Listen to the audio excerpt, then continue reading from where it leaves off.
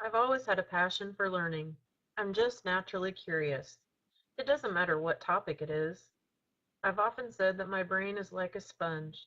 I guess SpongeBob and I have a lot in common. When it comes to left brain or right brain, I am definitely all over the place. When it comes to the way I think and learn, it's like Donnie and Marie Osmond used to say, I'm a little bit country and a little bit rock and roll. I definitely use a combination of all three learning styles. However, I find my learning often relates more to location, where I learn.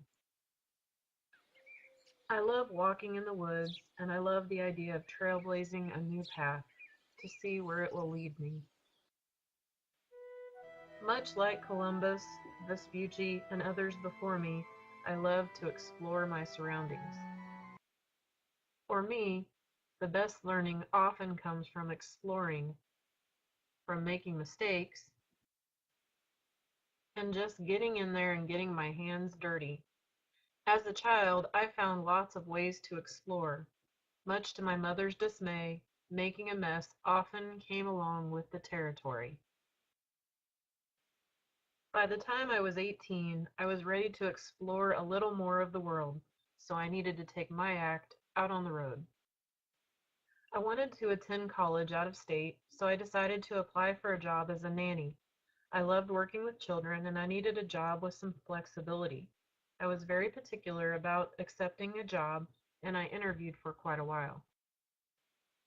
Amazingly, Dan Marino offered me a job, not once, but twice. I said no both times, as I wanted to work with a toddler and the Marinos were expecting a baby. People have called me crazy. After all, I could have lived here with Dan Marino.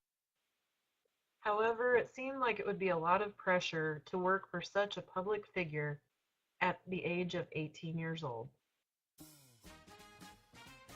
Ironically, I took a job for a family who had an infant, not a toddler as I wanted, and I did more housework than childcare.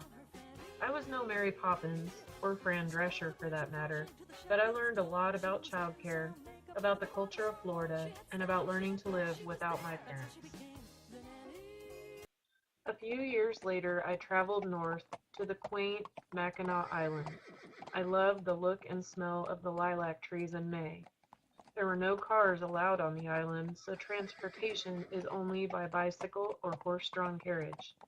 It is truly like taking a step backwards in time. While there, I learned that people from Michigan use their hands to communicate about the locations within the upper and lower peninsulas of Michigan. Later, I would learn that Paris was an entertaining city where dogs could eat in restaurants with people, though it was dirty and filled with pickpocketers.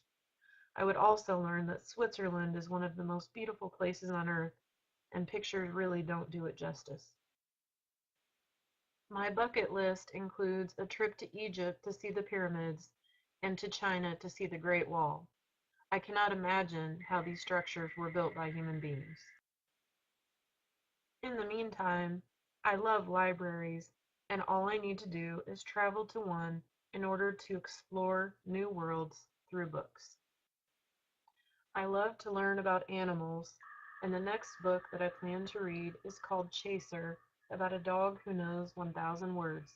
I just checked it out as an ebook. Learning about primates is by far my favorite, and because I never got to work with primates, I love to read about anyone who works with them. Advances in technology have made it possible to access information in seconds, although sometimes there is a slight learning curve. Still, I have to wonder what Columbus, Vespucci, and other explorers would have to say about the internet.